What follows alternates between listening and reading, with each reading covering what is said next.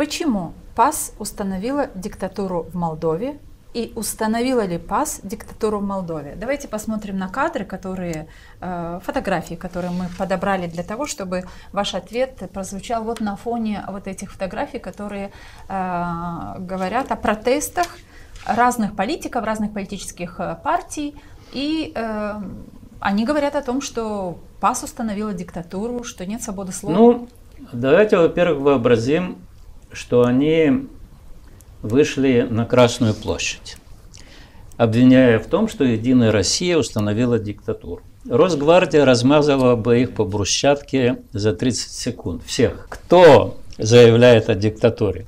Ну, практически представители всех этих партий, которые мы сейчас видели вот на этих фотографиях, они говорят о том, что диктатура, что невозможно говорить, что нет свободы слова, есть ограничения.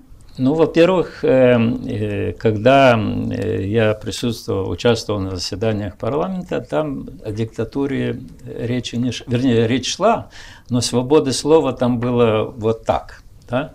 Когда можно было услышать всякого рода нелепости в адрес. И не только, у нас есть свобода выступлений, демонстраций, люди протестуют.